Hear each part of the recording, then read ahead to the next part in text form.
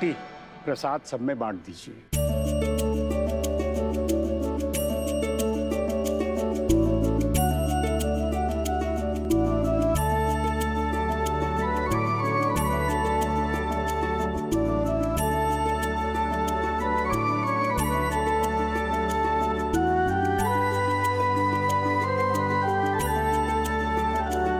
Divya ma'am, मैं करती हूँ।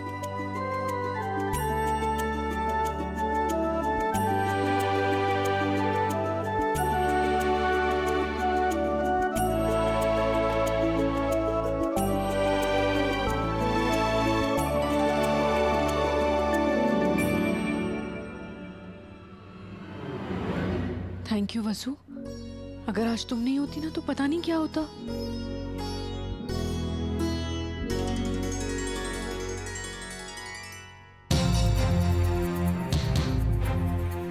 हमारे को माफ कर दीजिए दिव्या को।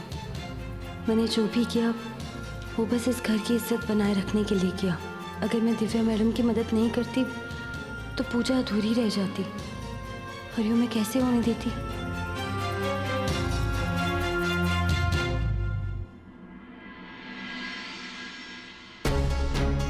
दिव्या के गांव में तुम देव की बीवी बनके घूम रही थी या नहीं? यहाँ तक कि रात में एक ही कमरे में सो रही थी या नहीं?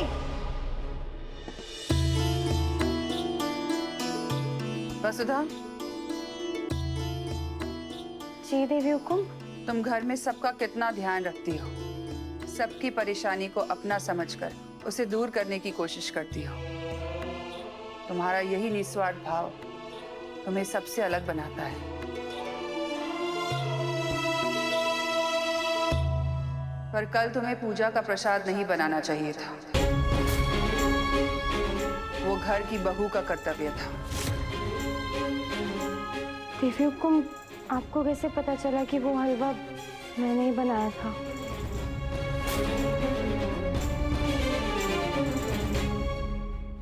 अब हम तुम्हारे हाथों का स्वाद अच्छे से जान गए हैं। हलवा चखते ही हम समझ गए थे कि वो हलवा दिव्या ने नहीं, तुमने बनाया है। मेरे को माफ कर दीजिए देवी हुकुम। मैंने ये सब जानबूझकर नहीं किया। दरअसल तो जब दिव्या मैडम प्रसाद बना रही थी तो वो साथ ही साथ अपने बाबू सर से भी बात कर रही थी। उनका ध्यान नहीं गया और हलवा पूरी तरह से जल गया। उनकी पहली रसोई और शांति पास में कोई विघ्न आए, फिर मैंने अपने बनाए हुए हलवे में उनके बनाए हुए प्रसाद का थोड़ा सा हिस्सा मिला दिया। हम जानते हैं तुमने ये सब जानबूझकर नहीं किया, और तुमने जो कुछ भी किया उसके पीछे की वजह भी समझ सकते हैं। और हम ये भी जानते हैं कि तुम कभी भी कोई काम गलत इरादे के साथ नहीं कर सकती। आखिर तुम में हनुमंत के संस्कार जो है, पर हमेशा सिर्फ अच्छी नीयत काफी नहीं होती। कभी कभी एक छोटी सी चिंगारी भी अग्निकांड की वजह बन सकती है। इसलिए कभी कुछ ऐसा मत करना जिसकी वजह से तुम्हारे बाबूसा का सर शर्मिंदगी से झुके। हमने अपने बच्चों को भी यही सिखाया है। आइंदा ऐसा मत करना। जी।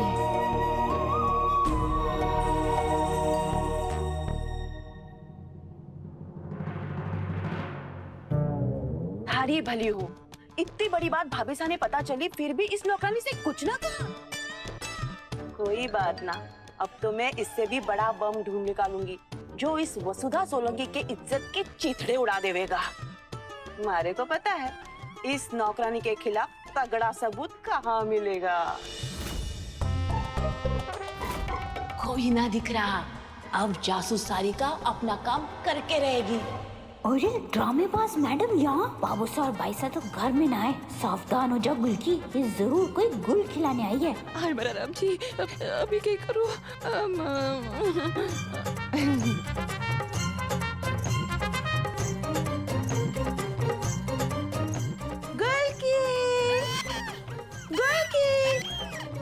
हमारा फेवरेट खिलौना गुलकी से पंगा ले रही हो मैडम आप? महंगा पड़ेगा।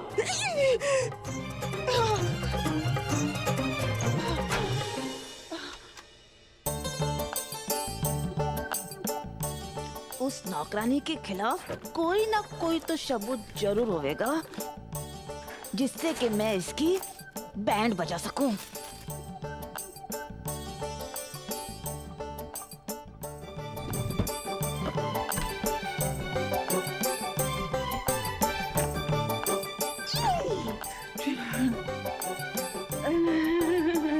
राम जी,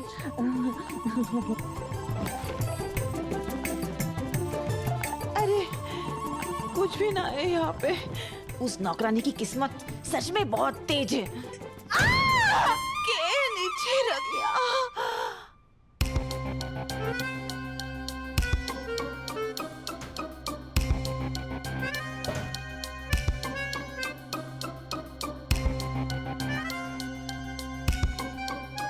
ये क्या है?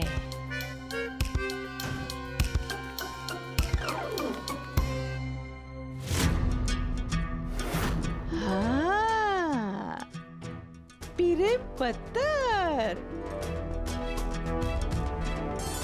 यो तो देव की लिखाई है।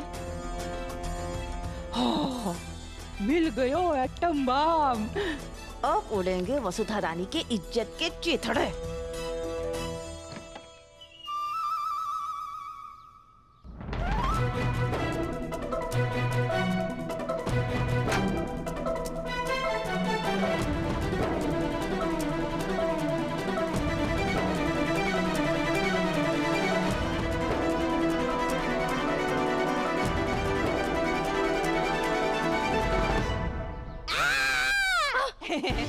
बुआ भतीजे में बहुत खुसफुस हो गए हैं। मारे को सारी खबर है और अब तुम्हारे पास थारे प्यारी भतीजी की सीक्रेट का सबूत भी है। यो देख, यो चिट्ठी देव ने अपने प्यारी वसुधा ने बड़े प्यार से लिखी है ना? पढ़नी है? क्यों? प्यारी बुआ की प्यारी भतीजी ने ना पढ़वाया? अरे चल हट, मारे को क्या करिश्मा समझ रखा है? अगर यो ओरिजिनल सबूत मैंने थारे को दिया और तूने फाड़ दिया तो? अच्छा ठीक है, अगर थारी मर्जी है ना तो मैं पढ़ ही देती हूँ। भाभी साहब के सामने भी तो पढ़ना है, यही से प्रैक्टिस कर लेती हूँ। वसु, तुम शायद जानती नहीं पर तुम मेरी जिंदगी का एक अटूट हिस्सा बन चुकी हो। आगे की लिखा है, हमारे नए रिश्ते की शुरुआत के लिए बस एक छोटा सा तोहफा। तोहफा? अरे वाह! इन दोनों के बीच कौन सा नया रिश्ता जुड़ा है? हाँ? अरे तुम तो बुआ हो ना, थारे को तो सब पता होएगा, है ना? क्या घुटर घुचल रहा है नौकरानी और मौली के बीच? बताओ। थारी इस चुप्पी का मतलब यो है कि थारी दाढ़ी में भी तिनका है, हैं? मारे को सब अच्छे से पता है कि इस नौकरानी के प्लानिंग में थारा भी पूरा पूरा हाथ और आशीर्वाद है ना? वैसे प्लानिंग तो एकदम बढ़िया है। हाँ, सीधे घर के वारिस ने फंसा दो, बाकी सब तो हो ही जाएगा, हैं? छोटी भाभी, वसु की तरफ से मैं आपसे हाथ जोड़ के माफी मांगती हूँ। जरूर कोई गलत फहमी हुई होगी। वसु बहुत अच्छी लड़की है, उसके बारे में ऐसी बातें मत फैलाइए प्लीज। थारी भतीजी कितनी अच्छी और बुरी है ना, इसका फैसला भाभी साहब कर लेगी। भाभी साहब के लाडले बेटे देव ने ये जो प्रेम पत्र लिखा है वो तो भाभी साहब पहचान ही लेगी, है ना? छोटी भाभी प्लीज ऐसा मत कीजिए। अरे कमाल है ना सावित्री, नौकरानी ने भाभी साहब के लाडले बेटे को ही फंसा लिया। अब तो भाभी साहब ने जाकर बताना होगा कि उनकी बड़ी बहू ब्याह कर यहाँ आने के लिए तैयार बैठी है, हैं? भाभी साहब, भाभी साहब, छोटी भाभी प्लीज ऐसा मत कीजिए।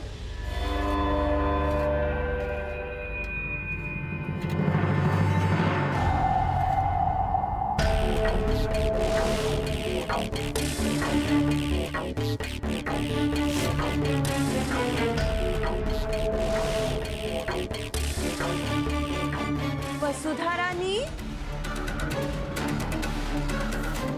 क्या हुआ मैडम, कोई काम था कि?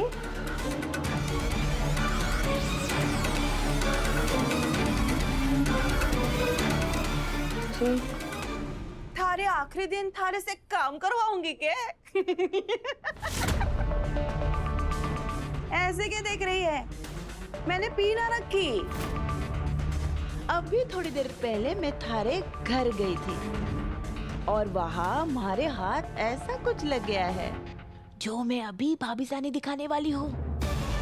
फिर भाभी साहब थारी चोटी पकड़ के और घसीटते हुए थारे को इस घर से और देव की जिंदगी से बाहर निकाल देवेगी।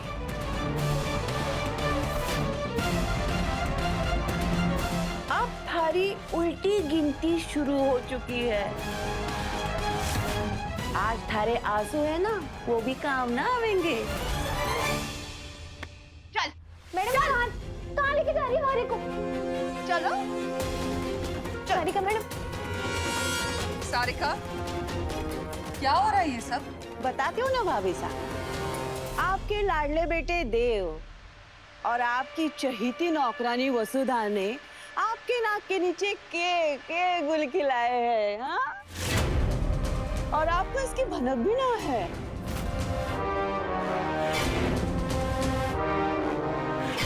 मैं ना जानती थी भाभी साहब कि हमारे जीते जी इस घर में ऐसा भी दिन आवेगा जो ये साबित कर देवेगा कि हमारे भाभी साहब ने इंसानों की परख ही ना है। सारिका, तुम होश में तो हो? मैं पूरे होश में हूँ भाभी साहब, पर यहाँ दो जवान दिलों के होश उड़े हुए हैं।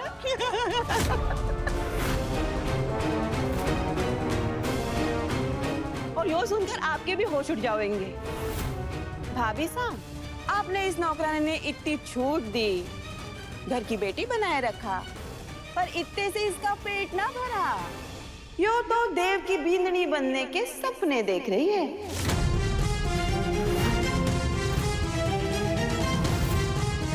और इनके बीच का मामला चिट्ठी पत्री तक पहुंच गया है भाभी साहब। यो देखिए, यो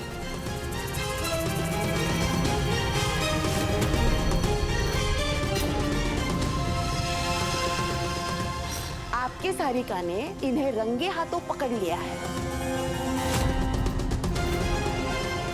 सुनिए सुनिए, आपके लाडले बेटे ने के लिखा है इसमें, सुनिए। वसु, इसमें ऐसा लिखा है, वसु तुम शायद जानती नहीं, पर तुम मेरी जिंदगी का एक अटूट हिस्सा बन चुकी हो। जिंदगी का अटूट हिस्सा भाभी साहब। आगे सुनिए क्या लिखा है। हमारे नए रिश्ते की शुरुआत के लिए बस एक छोटा सा तोहफा।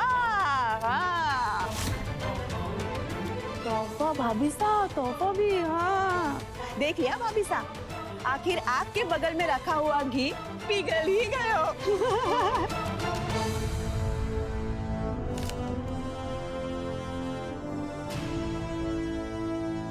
पहले एक लड़का और लड़की दोस्त बने, फिर चिट्ठी पत्री शुरू हुई, अब इसके आगे के होएगा यूं भारे को बताने की जरूरत है के?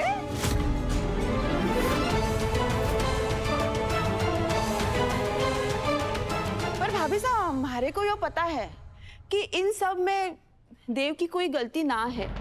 देव तो हमारी तरह ही भोला है ना। जरूर इस चालबाज ने इसे फंसाया होगा। काकी साहब, तुम तब बोलना जब थारी मासा थारे से कुछ पूछे, ओके? अब सबसे पहले भाभी साहब वसुधा की क्लास लेवेगी, है ना भाभी साहब? देखो देखो, भाभी साहब का चेहरा गुस्से से कैसे लाल लाल हो रखा है।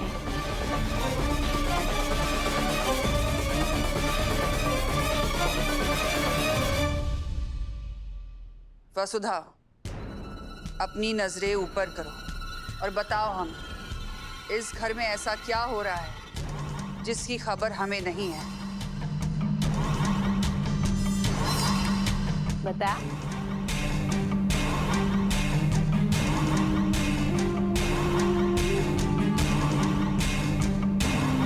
बताओ वसु, हम तुम पर उंगली नहीं उठा रहे हैं बेटा, सिर्फ तुमसे पूछ रहे हैं।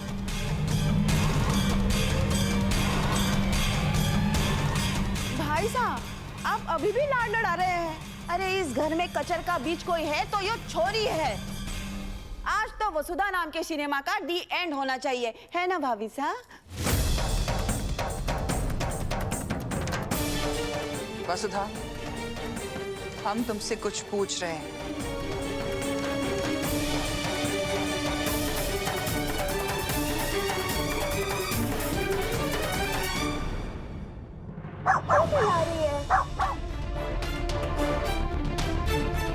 क्यों है?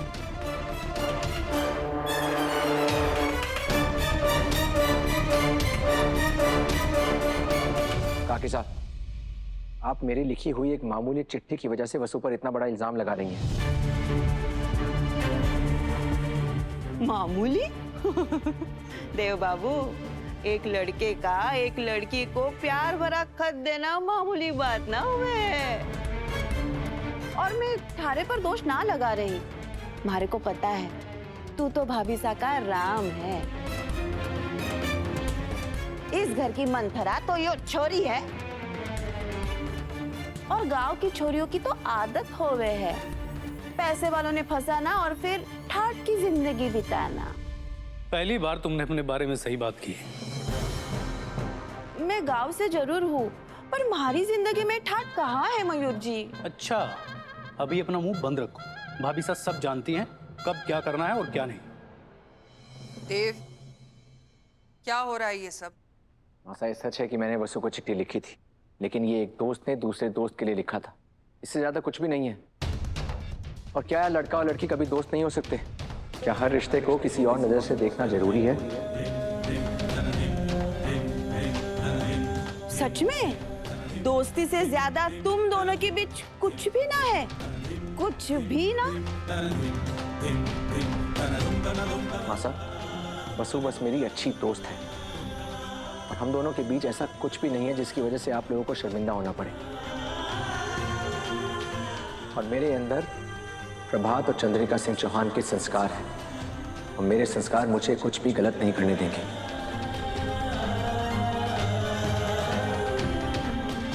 हमें तुम पे पूरा भरोसा है देव। सुन लिया तुमने सारे का। अगली बार बात का बतंगड़ बनाने से पहले तो 100 बार सोच लिया करो, और हमारे बेटों पर इल्जाम लगाने से पहले 1000 बार सोच लेना, नहीं तो तुम्हें इस घर से निकालने में हमें देर नहीं लगेगी, समझी?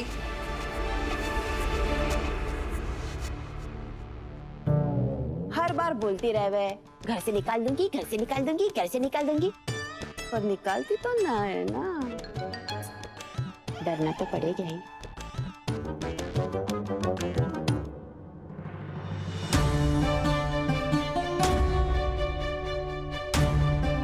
तुम लोग जाओ और अपना काम करो।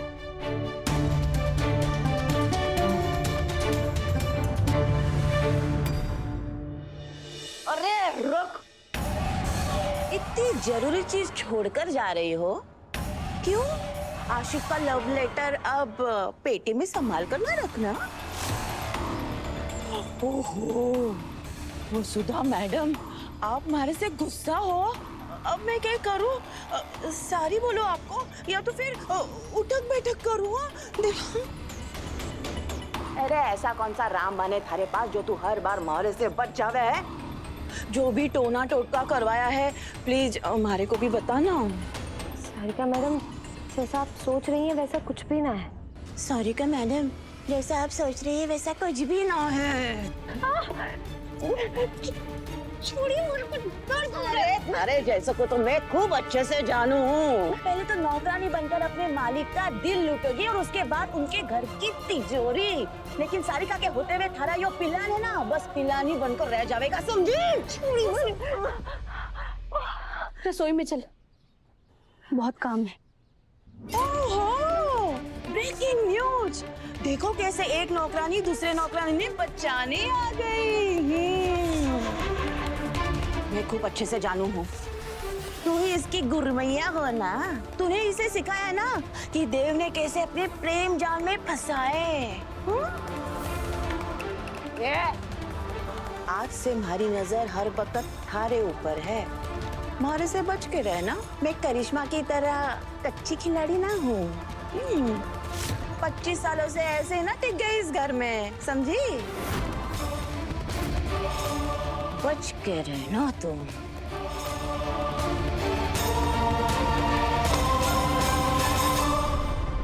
वसु, तू ठीक है लाडो?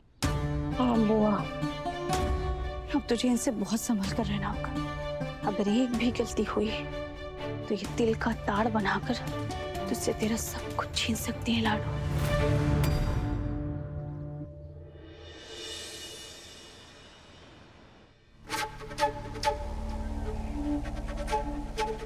मॉम ने तुम्हें सब कुछ बता दिया है ना? हाँ। चौहान ने मेरे साथ बहुत गलत किया है। अब मैं उनसे उनकी रातों की नींद और दिन का चैन छीनूंगी। सब कुछ होगा।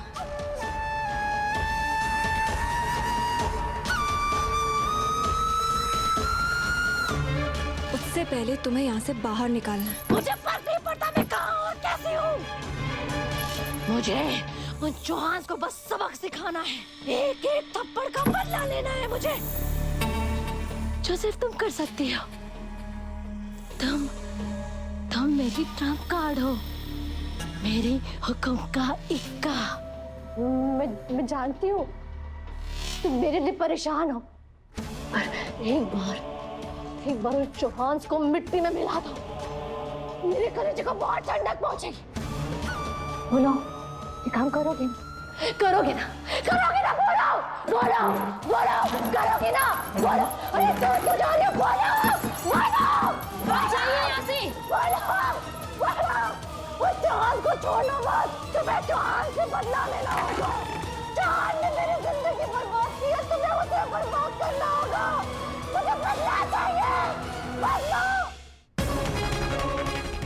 चंद्रिका, मासा, क्या हुआ? पानी लाओ जल्दी। पानी दीजिए प्लीज। आराम से। देवी हुकुम, ऊपर देखो, सोने के सिक्के बरस रहे।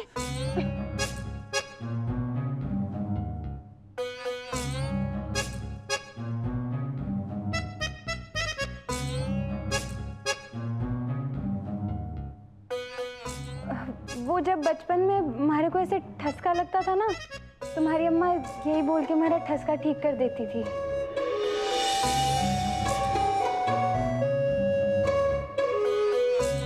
ठीक हो चंद्रिका? हाँ, हम ठीक है। हो ना हो, भाभी साने कोई दुश्मन याद कर रहा है। कोई प्यार करने वाला भी कर सकता है। इसका जैसा दिमाग उसकी वैसी सोच। कल ही हम एस फाउंडेशन का काम लेकर बैठे थे। पक्का सूर्य भाई साहब हमें याद कर रहे होंगे, तभी हमें ठसका लगा। जानते हो बच्चों, हर साल हम एस फाउंडेशन के नाम से अनाथालय को डोनेशन दिया करते हैं। कल हमने अनाथालय के मैनेजमेंट को घर पर बुलाया है, क्योंकि हम चाहते हैं कि इस साल हम डोनेशंस एस फाउंडेशन के नाम से नहीं, बल्कि सूर्य फाउंडेशन के नाम से पूरे हक से दें। बिल्कुल सही कहा। इतने सालों से जिसके नाम से हम पुण्य कमा रहे थे, अब उसी का पुण्य प्रताप पूरे उदयपुर में फैलना चाहिए। और हम ये भी चाहते हैं कि जब ये कार्यक्रम हो तो दिव्या हमारे साथ रहे। देवर साहब, प्रेस कॉन्फ्रेंस का इंतजाम कीजिए। इसी बहाने मीडिया के सामने हम शान से अपनी बहू का परिचय करवाएंगे। जी भाभी साहब, हो जाएगा। पूरा उदयपुर देखेगा कि हमें कितनी अच्छी बहू मिली है। और नहीं तो क्या। अरे भाई, पूरा उदयपुर बेताब है ये जानने के लिए, है ना? सावित्री, वसुधा, तुम दोनों को मेहमानों का ध्यान रखना है। जी देवी। देवर साहब, मिस्टर जय सिंह से नेक्स्ट मीटिंग कब है? जी अभी 1 घंटे के बाद। अच्छी बात है। यूँ कोई नया प्रोजेक्ट है क्या?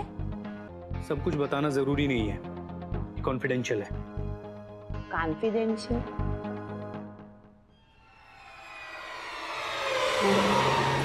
चंद्रिका, देवी हुकुम, क्या हुआ? देवी हुकुम, तुम ठीक तो हो? देवी हुकुम, आप ठीक है? मासा, आपको चक्कर आया था क्या? डॉक्टर को बुलाओ। देवी हुकुम, आप ठीक तो है? बस बस बस, हम ठीक है।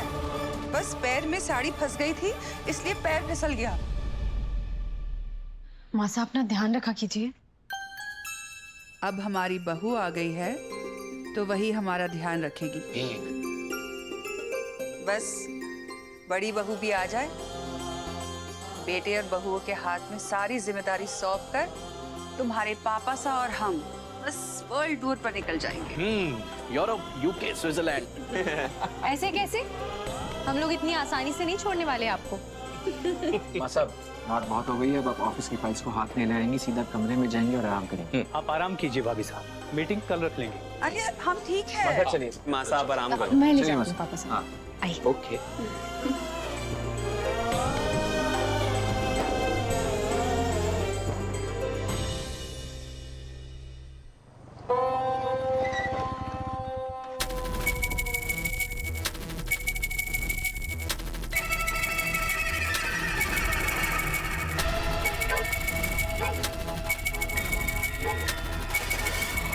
किसी भी हाल में ये औरत जिंदा नहीं बचनी चाहिए। चंद्रिका सिंह चौहान। ये लो, इसमें चंद्रिका सिंह चौहान के आने वाले दिनों के सारे अपॉइंटमेंट्स और मीटिंग्स की डिटेल्स। काम हो जाएगा। चंद्रिका सिंह चौहान को अब मरने से कोई नहीं बचा सकता।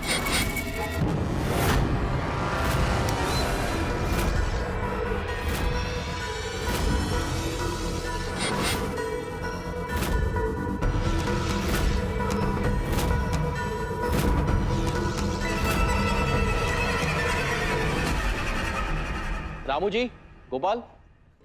अविनाश सर, मैं ठीक तो लग रही हूँ ना? मैंने इससे पहले कभी प्रेस कॉन्फ्रेंस अटेंड नहीं की। मुझे भी कुछ करना हो। मेरी दिव्या मैम के चेहरे पे टेंशन। एक मिनट, आप मेरे साथ आइए। जादूगर, ये देख, तेरी बहन कितनी नर्वस हो रही है। कह रही है कि प्रेस कॉन्फ्रेंस आज से पहले कभी अटेंड ही नहीं की है, लोग कैसे कैसे सवाल करेंगे। अब तू इसका डर छूमंतर कर सकती है, कुछ कर। अरे दिव्या मैडम, आप क्यों परेशान हो रही हैं? मैं वहाँ प्रेस वालों के पीछे ही खड़ी रहूंगी, और जब भी आपको डर लगेगा हमारी तरफ देख लेना, आपका सारा डर गायब हो जाएगा। ठीक है? ठीक है। मैंने कहा था ना, मेरी जादूगर के पास हर प्रॉब्लम का सोल्यूशन होता है। क्यों जादूगर?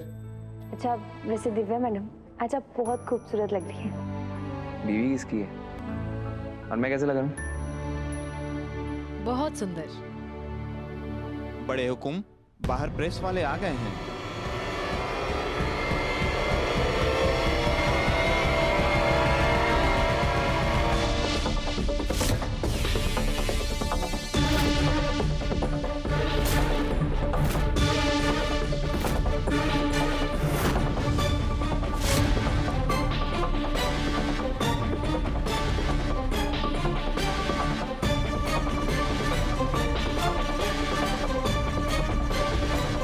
मैं चौहान हाउस पहुंच गया हूं। चंद्रिका सिंह चौहान अपने मौत के बहुत करीब है।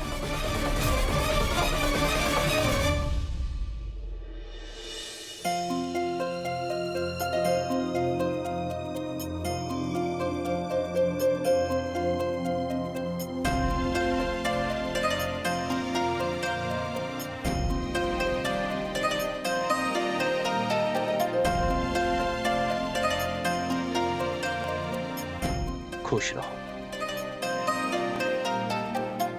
क्या बात है चंद्रिका जी, तुम सास क्या बनी? तुम्हारे तो चेहरे की रौनक ही बदल गई। अरे भाई, मुझे तो डर है कि कहीं मीडिया वालों की नजर न लग जाए। साहब, लाओ, आरती की थाली मुझे दो। ये मुझे दो।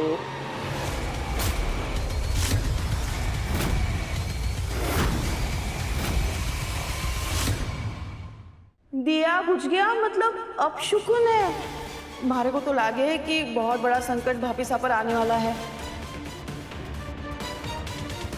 भाई साहब, भाभी साहब ने कोई नजर का टीका लगाना जरूरी है, वो भी थोड़ा ज्यादा। तो भाई सुनो, चंद्रिका मैडम प्रेस कॉन्फ्रेंस के लिए कब तक आएगी? अभी थोड़ी देर में आती होंगी। सारिका, इतनी छोटी सी बात को इतना तूल देने की जरूरत नहीं है। हवा चल गई और दिया बुझ गया, बस। बिल्कुल सही कहा चंद्रिका, अगर नियत सही हो तो नियति भी हमारा साथ देती है।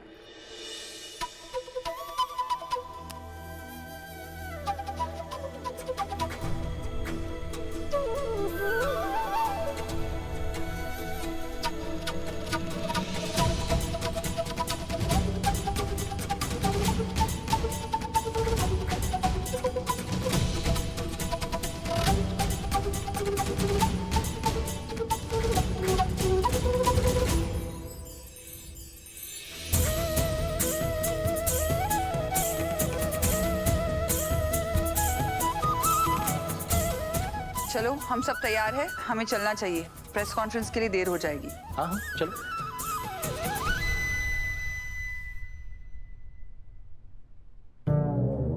मैं तो भाभी साहब के पीछे ही बैठूंगी, तभी तो हर अखबार में हमारी भी तो फोटो छपेगी। इतना महंगा फैशन काम तो आए। चलें? चले।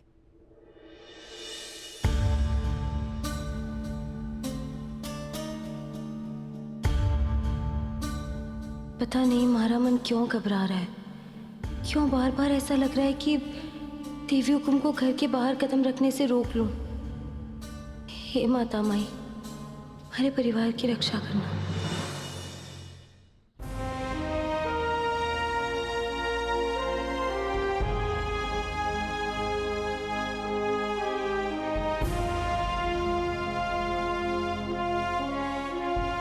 आप लोग बैठ जाइए, प्लीज बैठ जाइए।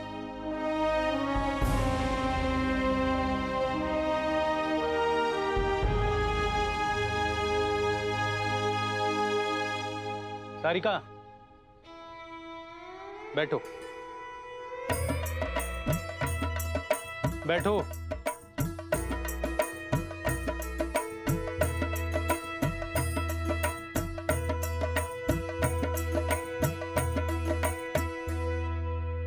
खम्मा घड़ी, आप सभी लोग यहाँ आए, इसके लिए आपका तहे दिल से शुक्रिया।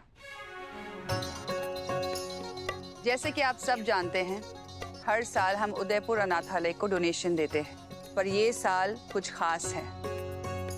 इससे पहले कि हम आपको कुछ और बताएं, हम अनाथालय के मैनेजमेंट को स्टेज पर बुलाना चाहेंगे। आप लोग प्लीज स्टेज पर आइए।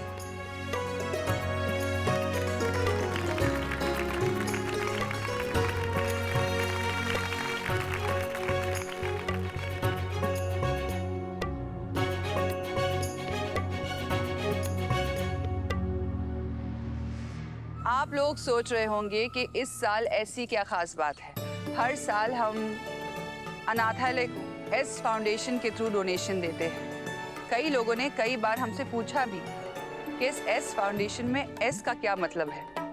आज हम आप सब के जरिए आपको बताना चाहेंगे कि इस एस फाउंडेशन में एस का मतलब है हमारे बड़े भाई साहब सूर्य सिंह जी राठौड़।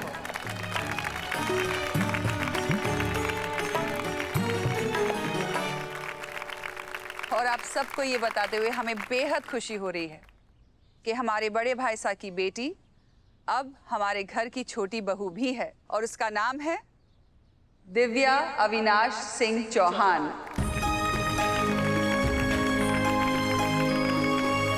दिव्या बेटा, यहाँ आओ।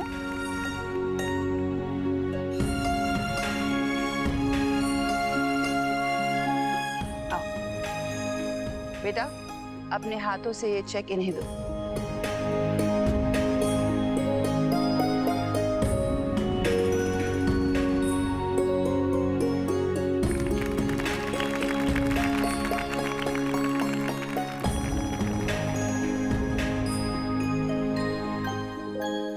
इसके साथ साथ हम अपने ड्रीम प्रोजेक्ट के बारे में बात करना चाहते हैं। ये स्कूल हमारा सपना है। हम कुछ ऐसा करना चाहते थे जिससे जरूरतमंद बच्चों को पढ़ाई का एक ऐसा माध्यम मिले जहां पैसा उनके पढ़ाई के बीच रुकावट ना बन सके। हमारा मकसद है कि देश के हर बच्चे को शिक्षा का अधिकार मिले। इस प्रोजेक्ट की नींव हमारे बड़े बेटे देवांश सिंह चौहान ने रखी थी, और इसे आगे ऊंचाइयों तक ले जाएंगे हमारे छोटे बेटे अविनाश और हमारी छोटी बहू दिव्या अविनाश सिंह चौहान।